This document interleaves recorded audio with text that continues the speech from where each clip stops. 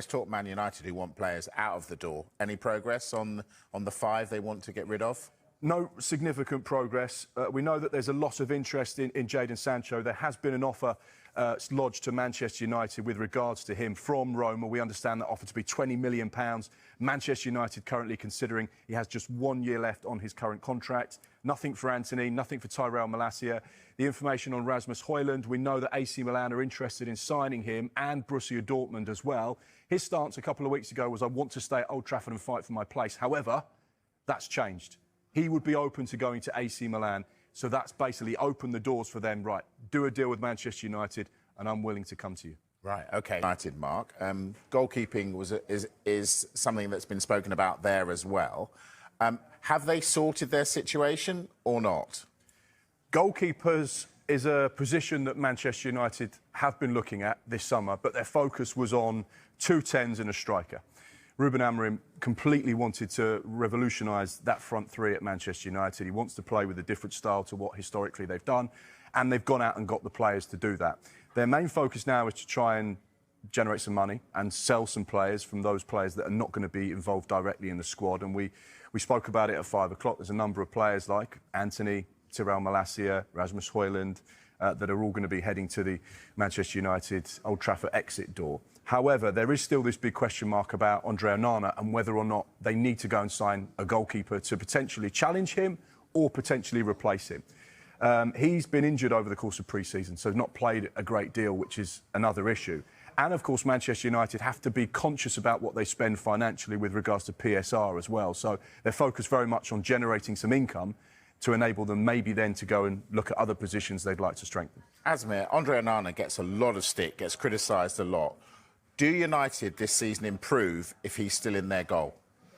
No, I think so. I think because, one, he's going to be more familiar with Ruben Amorim's system and the way he wants him to play. I think another year, Man United is getting used to the situation. But I think if we're talking about Donnarumma in this case and being able to bring him in, I think it's an upgrade. And, you know, these things don't come up every day. So maybe it's an opportunity they feel like it's too good to pass up. But I think Andre Onana, once he gets back fit, it's a shame when you miss pre-season. I think with a new manager having a full pre-season, I think it can be a very, very important thing.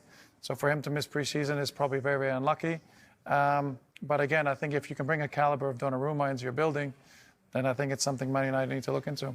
God, Man United fans loving you as we go into this break. Right, what should we call them? We're going to call them the Fire Sale 5. Right, Mark? Developments on Jadon Sancho today. What's happened? Yes, significant developments with regards to this one. We know that Manchester United want to get rid of these 5 players. Jadon Sancho into the last year of his Old Trafford contract, and there has been an offer lodged to Manchester United from Serie A side, Roma. Manchester United are currently considering the offer and deciding what they want to do. We know that there is interest from Borussia Dortmund as well, and we know that Jadon Sancho is on big money, so therefore, A, they want to get rid of him, they want to try and recoup back as much as they possibly can. He's on big wages as well, so that is one of the issues there. But yeah, that's the latest with regards to Jadon Sancho. And what about the others? Any movement on any of the other 4? No, Antony, £80 million worth of investment, still at Manchester United. Again, another one on big wages, on loan at Real Betis. No formal offers as of yet. No other clubs really at the table, but Real Betis would love to take him. However, unfortunately, they can't afford him at the moment. We know that Rasmus Højlund, another player of interest to a number of Serie A clubs, AC Milan at the ones at the minute that are closest to potentially getting a deal done. His stance, I want to stay at Old Trafford, I want to play, I want to prove myself, and I want to get myself in that team. But at the minute, still talks ongoing. Looks like a lack of minutes is going to be his issue. So he's almost being forced, you know, out of the club. Garnacho, Chelsea, it feels like it's only a matter of time before this one happens, but Chelsea just have to be a little bit clever with how much they spend compared to how much they receive and sell players on for. But we know that the talks continue.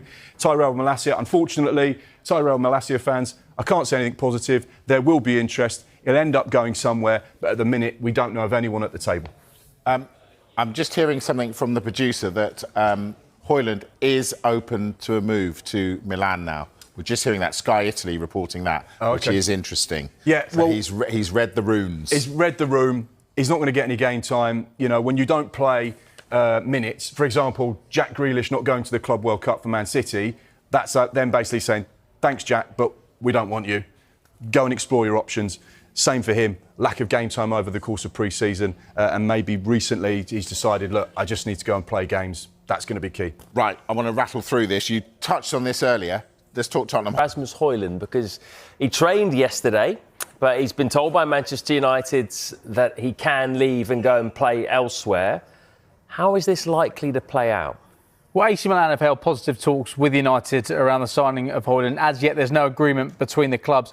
Hojlund himself has still yet to decide if AC Milan is the right move for him or any move whatsoever is the right thing for him to do, because he's spoken frequently over the course of pre-season about wanting to fight for his place at Manchester United. We understand Milan are speaking to Hojlund's representatives to find out if he'll be open to joining Manchester United before proceeding with trying to thrash out a deal with United. Milan would prefer as well. Now, the man behind us here, Nicholas Jackson, lots of talk about Nicholas Jackson in this transfer window.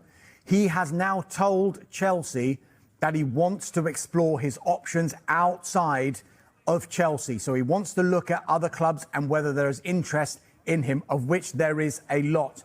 Chelsea are playing by level.